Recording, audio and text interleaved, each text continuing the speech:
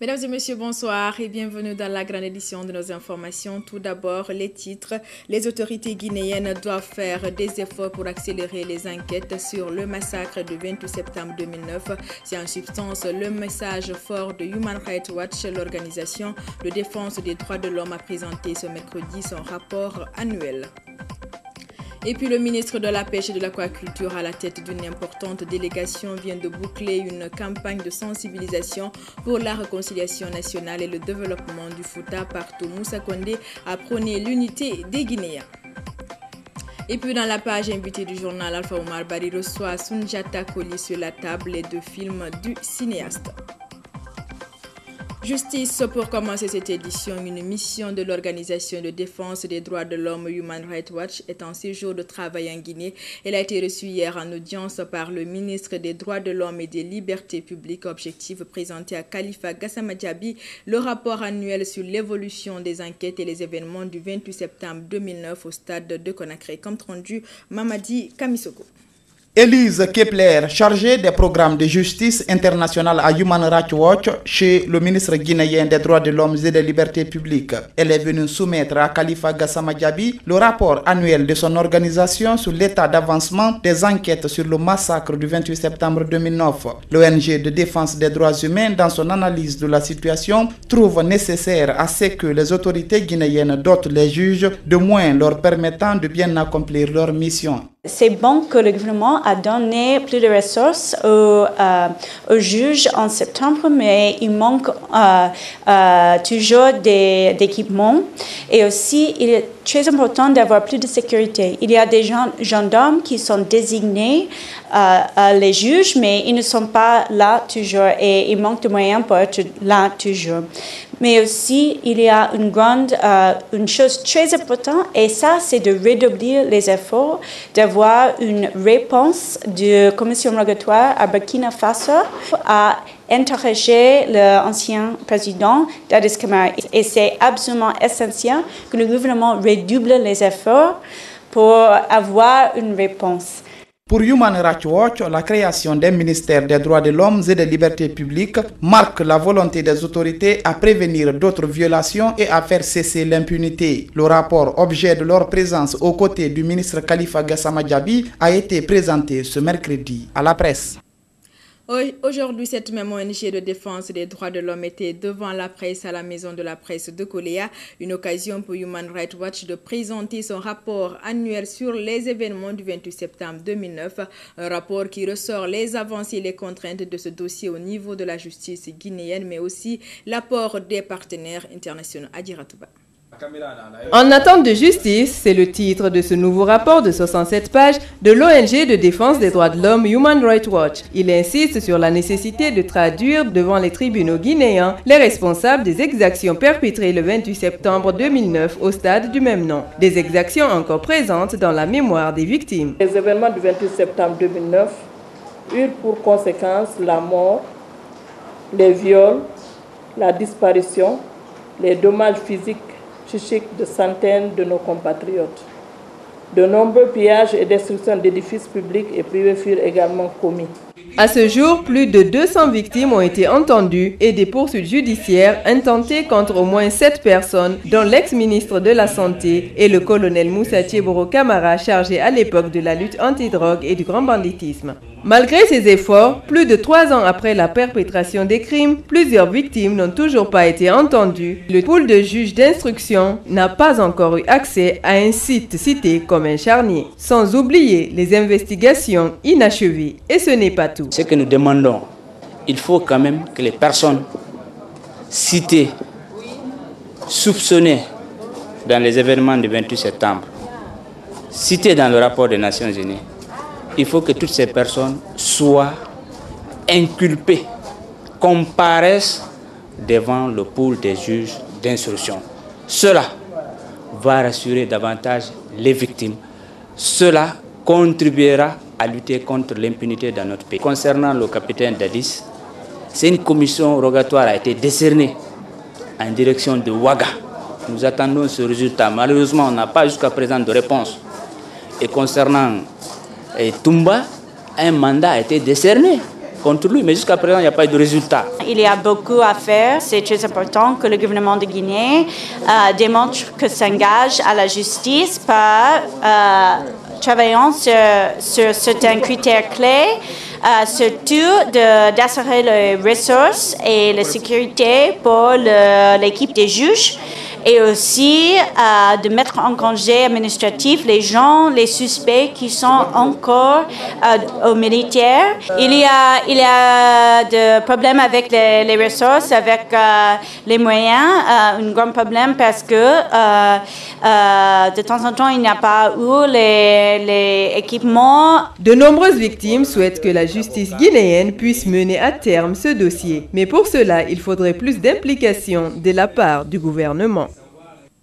Nouveau rebondissement dans l'affaire Baïdi Aribo. Les avocats de Sable Mining Africa Limited, société qui a signé l'ancien ministre en justice, ont animé ce mercredi une conférence de presse à Conakry. Objectif, livrer les raisons de la convocation de Baïdi Aribo par la justice. Convocation qui, à leurs yeux, n'a rien de politique. Explication, Aminata Djuntou Diallo. Éclairer la lanterne des Guinéens sur l'affaire qui oppose la société Sable Mining Africa Limited et Baïdi Aribo, tel est l'objectif de la présence en Guinée de la responsable du département juridique de la dite société. Nous avons commencé en Guinée en septembre 2010 quand nous avons négocié un contrat d'exclusivité avec M. Cassius Diabaté et aussi M. Baïdi Aribo, et ma cliente a payé $200,000 pour cette période d'exclusivité. En novembre 2010, je suis venue à Guinée pour finir le contrat pour la cession des actions en GDMR. 100% des actions. Lundi après les élections présidentielles, je suis allée en France avec M. Aribo et aussi M. Diakité, où il y avait une réunion avec les membres du conseil général d'administration de Sable Mining. Et ma cliente a payé $6 millions. Dans la convention de cession d'actions, M. Aribo et M. Diabaté ont demandé que le paiement est fait vers le compte de M. Aribo à Paris, mais ma cliente n'a pas reçu l'original du permis pour Kissadougou.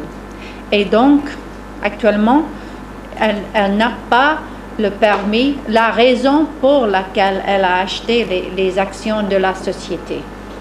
Ces avocats n'entendent pas baisser les bras dans cette affaire qu'ils qualifient d'escroquerie. Nous avons découvert qu'il y a une société chinoise qui sont sur le terrain, qui travaillent sur le terrain, et la raison pour laquelle la société est là est que en juillet 2010, quelques mois avant le vente des actions à ma cliente, M. Cassius Diabaté a fait un protocole d'accord avec cette société chinoise. Mais pendant les négociations avec ma cliente, il n'a dit rien de ce protocole d'accord. Les avocats de la société Sable Mining Africa Limited s'inscrivent en faux contre ceux qui associent cette affaire à la politique. Nous avons lu récemment quelques articles dans lesquels M. Aribo a dit que cette affaire est politique. Selon ma cliente, ce n'est pas le cas. C'est seulement une affaire de l'escroquerie contre la société. Pour le moment, l'affaire Baïdi Aribo et la société Sable Mining Africa Limited est pendante le tribunal correctionnel de Kaloum. En bref, direction le Fouta, où était le ministre de la Pêche et de l'Aquaculture à la tête d'une caravane de sensibilisation pour la réconciliation. Moussa Kondé Tatavieux vient de sillonner sous-préfecture et district de l'Abi, où il a bénéficié du soutien et de l'accueil chaleureux des populations. L'émissaire du chef de l'État a partout appelé à l'union pour le développement de la Guinée et lutter contre le chômage des jeunes. Benoît Marsil a été sur les pas du ministre. Nous y reviendrons dans nos prochaines éditions.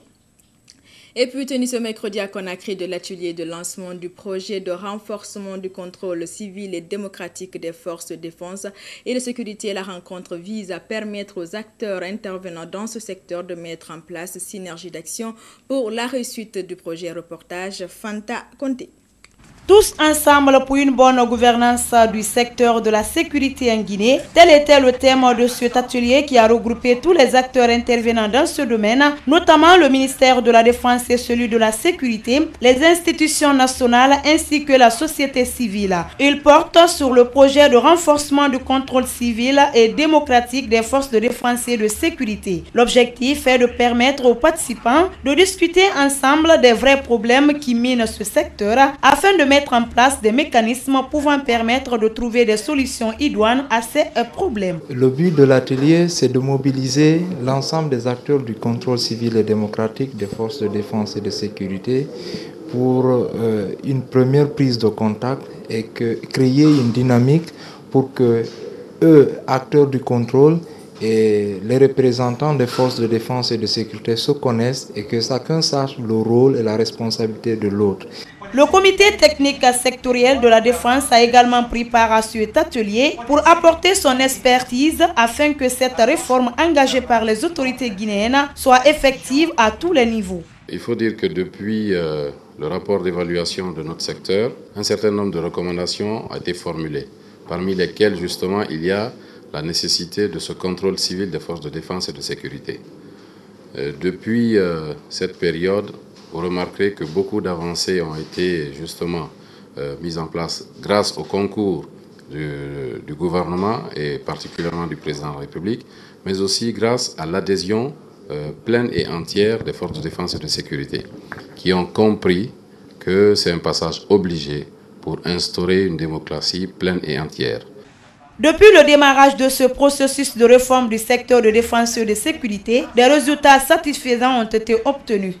Au niveau de la défense, il y a un certain nombre de lois qui ont été mises en place, notamment la loi portant statut général des militaires et les décrets qui en découlent par rapport au statut particulier de toutes les entités, officiers, officiers généraux, personnels non officiers, la durée de commandement et la durée d'affectation, ainsi que les procédures pour l'engagement et le réengagement dans les forces de défense. Il y a aussi la politique de défense qui a été mise en place.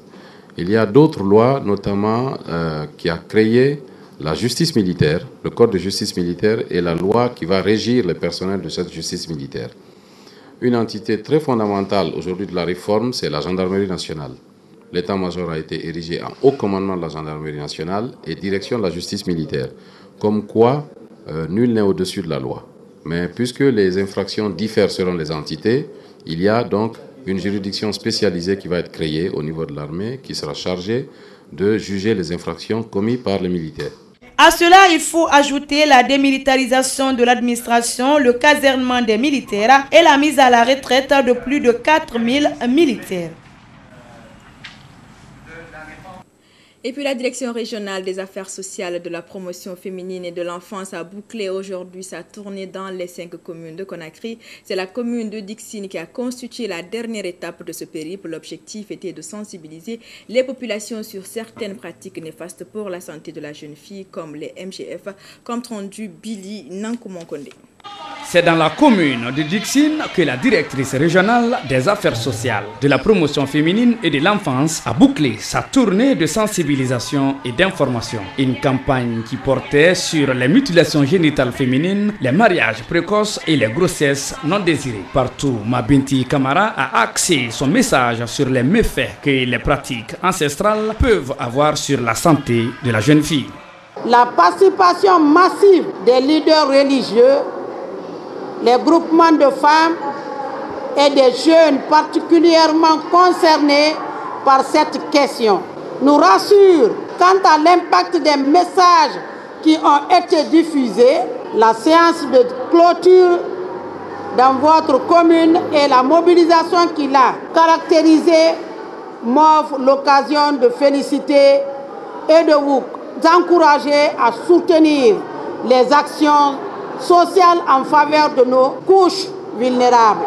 Après avoir souhaité la bienvenue à la délégation, le maire de la commune de Dixine a invité sa population à abandonner ces pratiques néfastes pour la santé de la jeune fille. Joseph Louis Bossard a aussi insisté sur l'importance de cette campagne qui s'inscrit dans le cadre de l'émancipation de la femme. Il n'est guère besoin de rapporter ici l'importance que revêt la campagne de sensibilisation faisant l'objet de la présente rencontre, quand on sait que la promotion des enfants et des femmes s'inscrit en droite ligne des programmes du gouvernement guinéen appuyés techniquement et financièrement par l'UNICEF en Guinée depuis de longues années. Il est donc temps pour nous de prendre les mesures nécessaires à l'arrêt immédiat de ces pratiques désastreuses afin de préserver la santé de nos enfants à venir de la nation. Après la prestation de la troupe théâtrale La Taïbou, des prières et des bénédictions ont été dites en faveur de la réussite de cette campagne. Cap sur l'intérieur du pays, tenu ce mercredi à Dubreka d'une rencontre de concertation sur la gestion et l'entretien des périmètres aménagés par le projet RIBAS Guinée financé par l'Agence française de développement.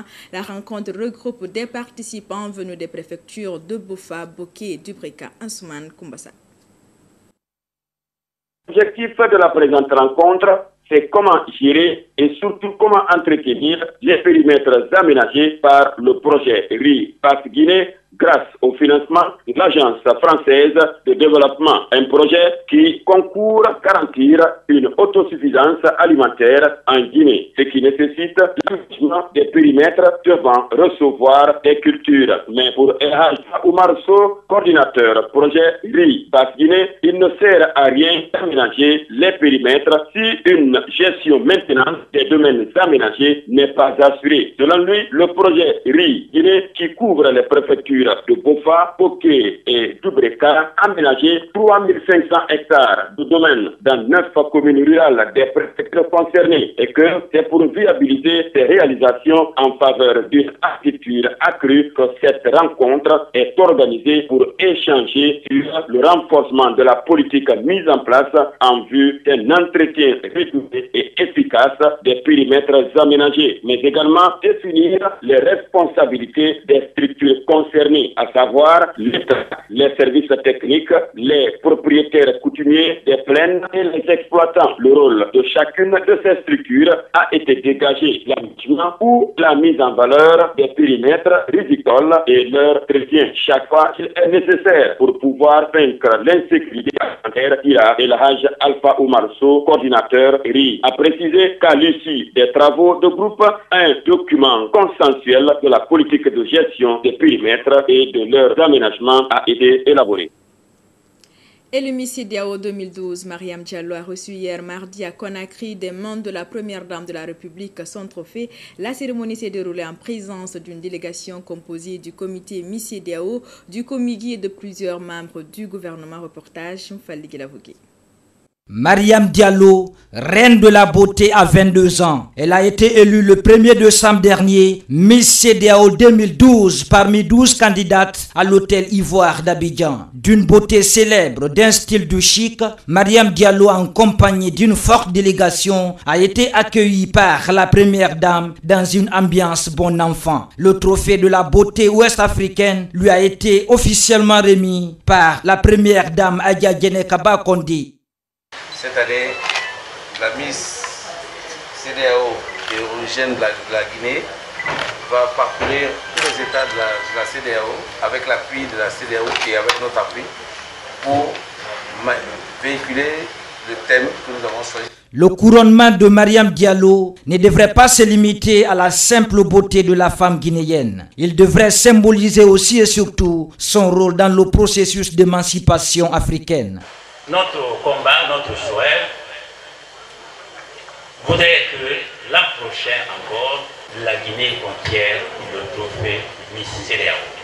Parce que la beauté, nous en égorgeons, nous n'avons plus de discours politique à faire. La femme va conquérir sa place, la place qui lui revient de droit pour que ce pays se développe. Sourire aux lèvres, la première dame est visiblement satisfaite de la victoire de la demoiselle Diallo. Elle a invité la Miss CEDEAO 2012 à mettre ses prix en valeur pour défendre les intérêts de la femme guinéenne au sein de toutes les instances. Quand on est Miss, on devient tout un symbole d'intégrité, de travail, de beauté, elle l'a montré. D'intelligence, elle l'a montré aussi, puisqu'elle est ingénieure, de moralité. Le thème retient beaucoup mon attention parce que c'est un thème qui parle de la souffrance des femmes afro-blanches. Le concours Miss CEDEAO était placé cette année sur le thème la mutilation génitale de la femme africaine. Le thème retenu pour l'année à venir est la dépigmentation de la peau. La cérémonie de remise du trophée a permis à certains artistes de rendre hommage à la femme guinéenne.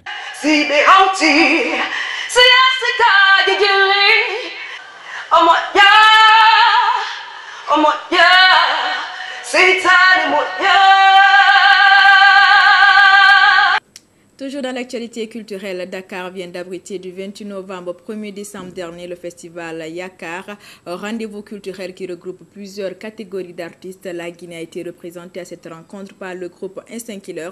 De retour hier soir à Conakry, le groupe se dit honoré de porter le tricolore guinéen. Reportage Mamadi Kamisoko rendu en studio par Aboubakar Arafan Kamara. Yakar, de son ancien nom hip-hop Awar, est un festival de promotion artistique et culturelle. L'événement, qui était à sa 12e édition, a regroupé du 28 au 1er décembre dernier plusieurs catégories d'artistes à Dakar, dans la capitale sénégalaise. Le représentant guinéen Instinct Killer était à sa 3e participation à ce rendez-vous panafricain de la culture. Occasion pour les protégés de Siaka Kébé de partager la scène avec d'autres comme Didier Awadi. Il s'agit du festival Yakar, l'ex-hip-hop Awards. L'organisateur s'appelle Safran Pendra. Vous le savez très bien que Instinct Killers, c'est une bombe à retardement. Donc on les a donné le meilleur de nous-mêmes et c'était un concert de ouf. On a partagé la même scène avec nos frères, Didi Awadi et Daraji. Donc c'était une fierté pour nous, on s'est donné à fond et on a bien assuré. On s'est senti chez nous là-bas parce que quand on les a vus, on a été plus motivés. Ils sont venus nous soutenir parce que les Sénégalais, ils ne connaissent pas Saturday Night et autres, ils connaissent que Dewi. Donc les frères guinéens sont venus chanter parce que le concert, c'était un samedi. Donc ils sont venus chanter Saturday Night avec nous et c'était une fierté, quoi. On était à l'aise.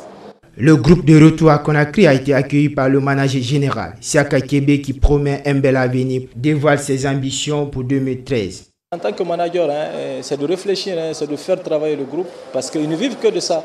Ils ne vivent que de ça et ça ne sert à rien de travailler avec un artiste si tu n'es pas en mesure de l'apporter de plus à ce qu'il a déjà comme talent artistique.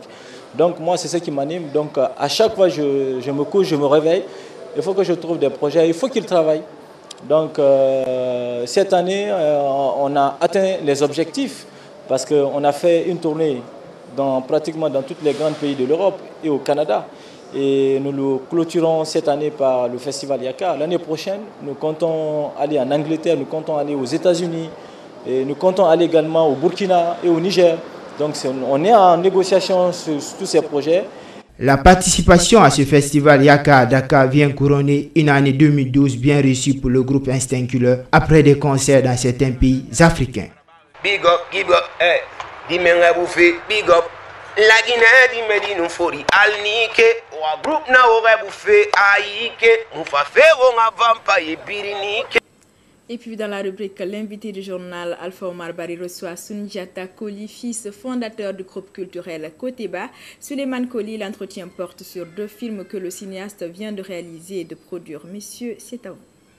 Mesdames et messieurs, bonsoir et bienvenue dans la rubrique l'invité du journal. Aujourd'hui spécialement on va parler cinéma. Et pour en parler, je reçois sur ce plateau M. Sundiata Koli. Bonsoir, monsieur. Bonsoir. Je rappelle que vous êtes le fils du célèbre fondateur du groupe Koteba. Oui. Et vous êtes écrivain, musicien et cinéaste. Effectivement. D'ailleurs, vous avez 2 films à votre actif. Le premier a pour nom Il était une fois à Koteba, un film qui a été déjà diffusé du côté du Musée national. Et le second qui a pour nom Orea ou les indépendants, un film qui retrace un peu les 50 ans d'indépendance de la Guinée. un film qui sera diffusé demain jeudi à l'université Mahatma Gandhi. La toute première question que j'ai posée, M. Kouli, dites-moi un peu, comment êtes-vous arrivé au cinéma? Petite rectification, en fait, le titre du deuxième film, c'est Oroya, les indépendances africaines, qui parle des indépendances de l'Afrique vues à travers la Guinée, à travers le parcours et mon parcours historique. C'est ça. Voilà. Donc moi, je suis tombé dans la soupe tout jeune, puisque j'ai grandi et j'ai été formé dans l'ensemble Koteba d'Abidjan. Et puis j'y ai appris que l'art pouvait transformer l'homme, pouvait apporter aussi des choses en matière de développement, et qu'au centre du développement en Afrique, la richesse principale que nous avions, c'était les hommes, et comme le théâtre est humain, je me suis retrouvé donc dans cet ensemble théâtral. Est-ce qu'on ne peut pas dire que c'est héréditaire, parce que votre papa a excellé dans ce sens? Bon, disons que le père y est arrivé, on ne sait pas trop comment non plus, mais il faut faire attention aux hérédités, parce qu'on a nos preuves à faire aussi, et donc il faut travailler pour être au niveau, et puis mériter le nom que l'on porte. Alors, et se faire un prénom aussi. C'est ça, tout à fait. Parlez-moi un peu de votre premier film, Il était une fois Koteba. C'est le premier film que je présente ici, mais j'en ai fait d'autres.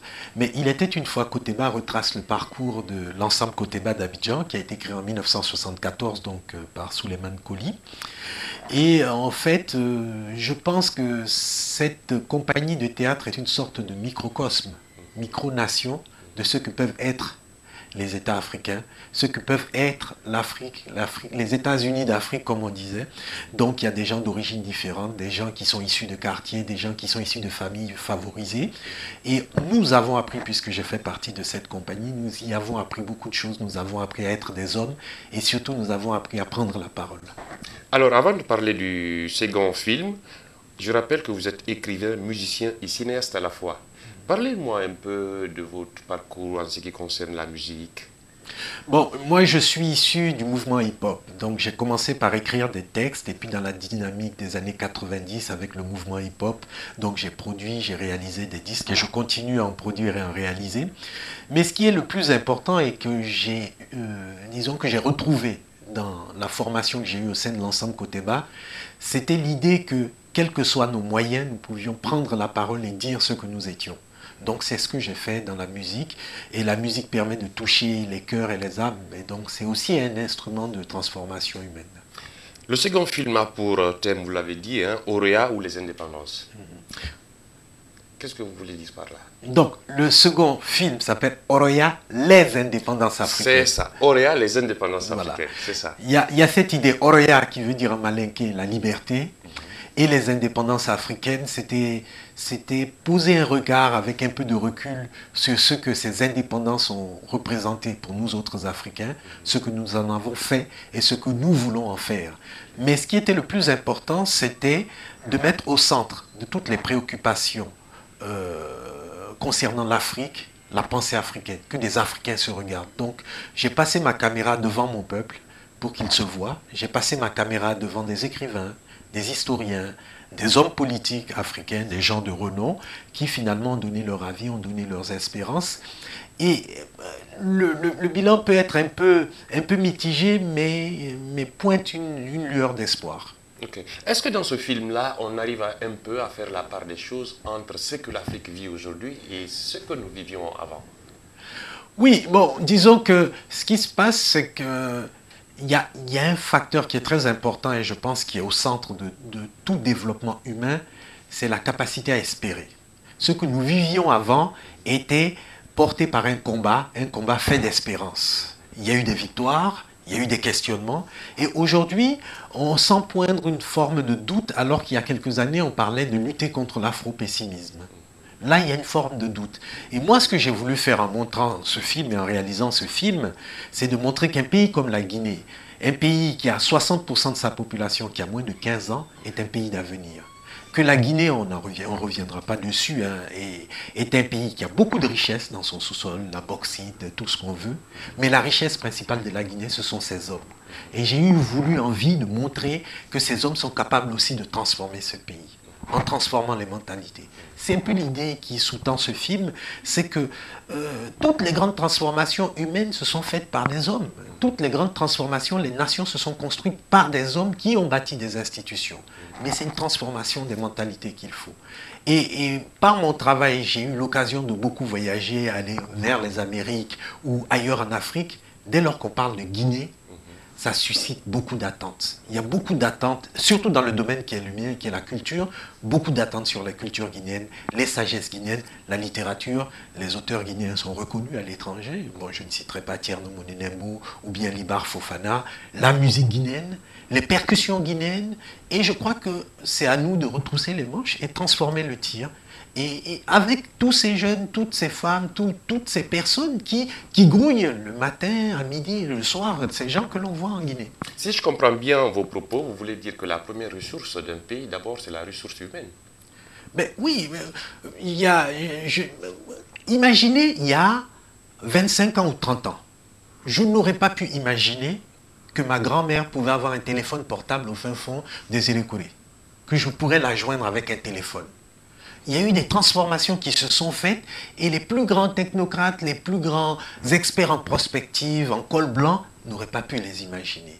Personne n'aurait pu imaginer. Vous savez, il y a une phrase qui a été très célèbre de Stokely Carmichael, qui a été celui qui a inventé le concept de Black Power. Il a dit « Les Noirs américains pourront changer que par eux-mêmes. C'est eux qui changeront leur situation. » D'ailleurs, Stokely Carmichael a fini sa vie en Guinée. Il s'appelait Kwame Touré. Et aujourd'hui, regardez les États-Unis. Il n'est pas parfait, mais vous avez un homme qui a fait un parcours à travers les méandres des pays qui étaient très durs et qui est Barack Obama. Donc, il faut ces volontés-là et il faut surtout se regarder d'une certaine façon. Moi, je prends des images depuis que je suis à Conakry et je montrais à un parent à moi la lumière. Je lui disais, il y a une lumière sur ce pays. Et il me parlait des problèmes. Je lui dis, regarde cette lumière. C'est cette lumière qui prévaut. Et à partir de là, tout le monde verra ce pays de cette façon-là. C'est ça aussi la force du cinéma. Ce n'est pas anodin si vous avez des États comme les États-Unis qui ont eu un chef d'État cinéaste, Ronald Reagan, qui a eu un gouverneur de l'État de Californie qui s'appelle Schwarzenegger. Ils ont conscience de la puissance du regard que l'on porte sur soi-même et sur le monde. Tout à fait. Donc, je rappelle que vous êtes un Guinéen qui a longtemps vécu à l'étranger.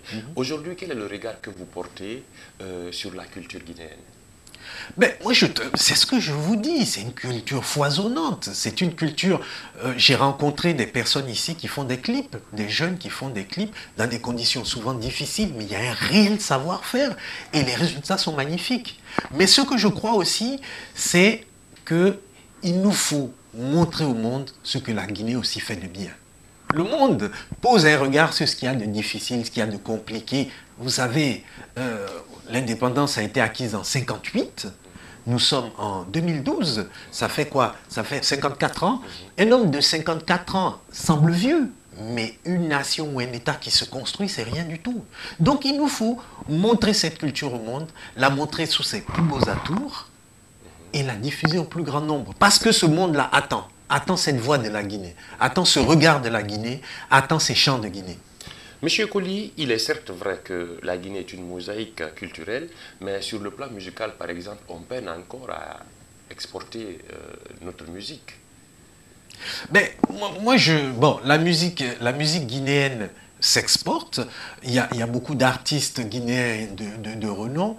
Mais ce que je crois, c'est que il faut aussi donner envie à tout le monde de travailler sur la diffusion des productions et des œuvres artistiques. Il y a des créateurs, mais savoir diffuser, c'est un savoir-faire. Il faut développer ces savoir-faire de diffusion.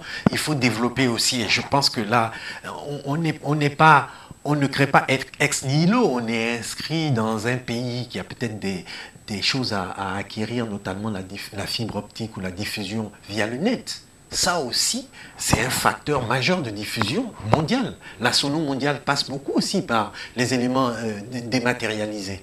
Bon, il y a des problèmes aussi à ce niveau-là en diffusion en Guinée, mais je pense qu'on est sur la bonne voie et que j'ai rencontré des gens ici qui sont très dynamiques sur ce domaine-là. On va revenir au cinéma. En dehors de vos 2 films, là, vous avez quand même quelques autres dans votre besace. Oui. Lesquels, par exemple? Bon, j'ai réalisé un film qui s'appelait Colonialisme, mais qui parlait, c'était vraiment un film que j'ai réalisé en réaction avec la polémique qui entourait l'article 4 de la loi sur les bienfaits de la colonisation en France. Donc c'était un film qui était plus axé sur la France.